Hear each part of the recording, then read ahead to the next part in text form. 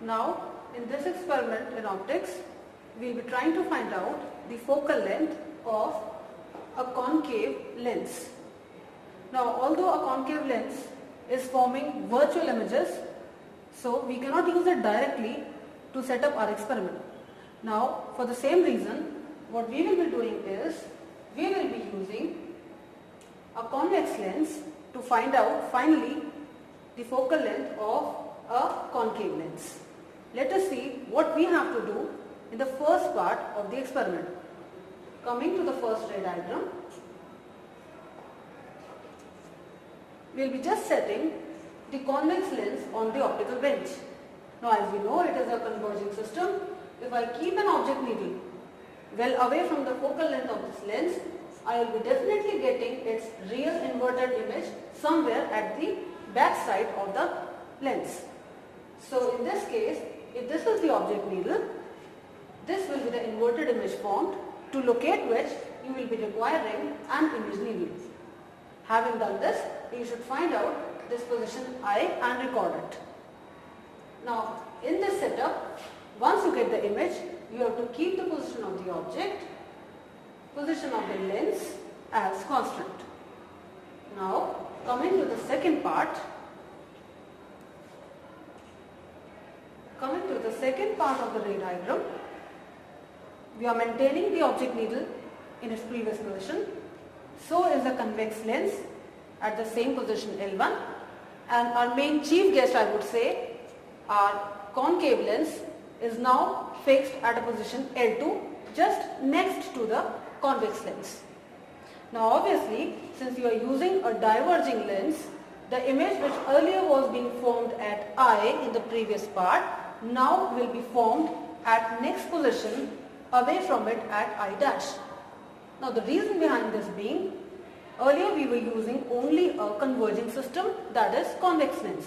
But if you bring a diverging system in between the rays, instead of converging, they will meet at certain point after the point I. And finally, you will be getting a virtual image which can be located by the image needle at I dash. Can this lens be of any power? No, there is a restriction. I can't use this length just about of any arbitrary focal length. Its converging power should be more than the diverging power of this lens, because in combination I want my system to work as a converging system, because finally the rays are converging to some point. It means the converging power of this lens should be greater, or let us say the focal length should be smaller. Now, after getting the location I dash, I will receive this gap as the image distance. The previous gap is obviously giving me the object distance.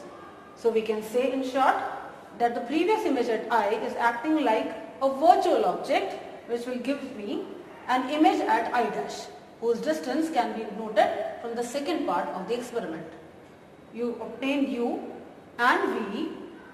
So now we will be using the lens formula, 1 by F is equal to 1 by V minus 1 by U. U you have obtained from the first part and V from the second part of the experiment. If I simplify it further, focal length is given by the formula UV divided by U minus V. Now let us have a look at what all readings I need to tabulate during the two parts of this experiment. Now trying to correlate, first one will be the position of the object, position of the convex lens, position of the real image that you are getting from the first part of the experiment. When you come to the second part, you will be writing the position of the concave lens L2, the image that you have obtained farther away. U can be calculated by finding out the distance of I and L2, that is these two tables. Similarly, the image distance V can be found out by subtracting I dash and L2. Once you obtain U and V, you can substitute them in a formula and obtain the value of F. At the end, a number of focal lengths can be taken by adjusting for different values of the lens L2. At the end, you can take the average and report an average value of the focal length of this concave lens. So now let's move on to the optical bench to realize this table. Okay students, the first part of the ray diagram has been realized on this optical bench. Let me first of all show you what all things we are using here. Now, this is the convex lens that we are using, because basically this will provide us the converging power. This one is the object needle, which I have fixed at a particular position from the lens. Now, to locate the real image, I am using this second needle behind the convex lens. The purpose of which is to locate the real image at I, shown in the diagram. Now I would like you people to come here and see the image of this object, which is seen inverted over this image needle. Now I will be varying this distance. You tell me where you are able to observe it tip by tip. No, ma'am. No? Still not? No, ma'am. I am moving it further apart. Still there is some gap.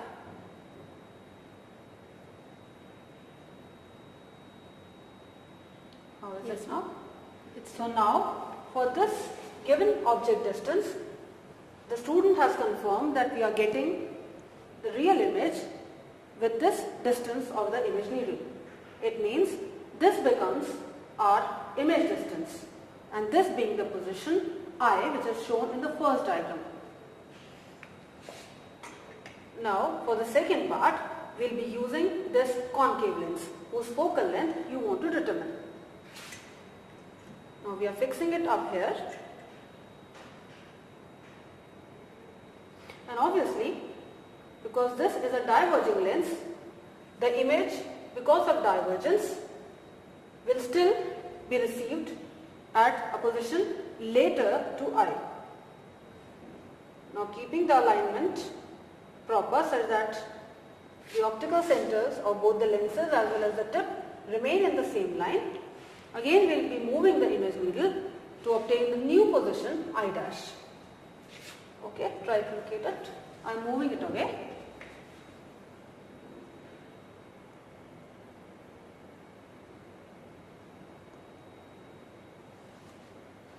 No, ma'am.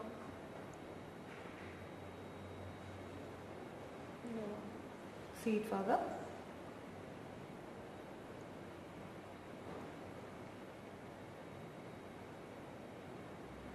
So now, Yes, ma'am. so this becomes the new position where we are getting the image. That is, this will give me the position I dash. Now in the view of the camera, you can clearly see that we have the image formed over the image needle. Now the first one being the object as shown. The second needle is the image needle as being pointed out in the view, and we are getting the image over this needle. Now students, in the view of the camera, you can easily see the setting where we are obtaining the image I dash. Now the first needle as being pointed out in the camera is our object needle.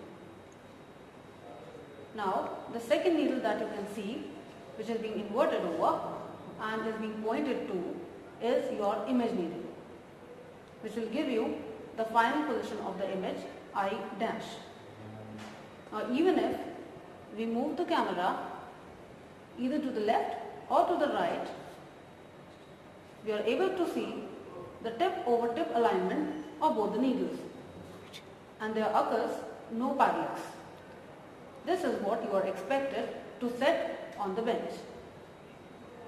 In the similar fashion as we have done these two parts, you can take other readings also for the table shown previously, for which you will have to change the position of the lenses in order to get new position of I dash. At least 4 to 5 readings will be sufficient to make a good average over the focal length of the concave lens. Also bear in mind that while you set through the first part of the experiment, the position of the convex lens, you are not supposed to change the position of the convex lens or the object needle during the second part of the experiment. Also, that there should be no parallax during the readings. The optical center of the convex lens, the concave lens, the object needle should all lie in the same line. Also, that the optical bend should be leveled using a spirit level.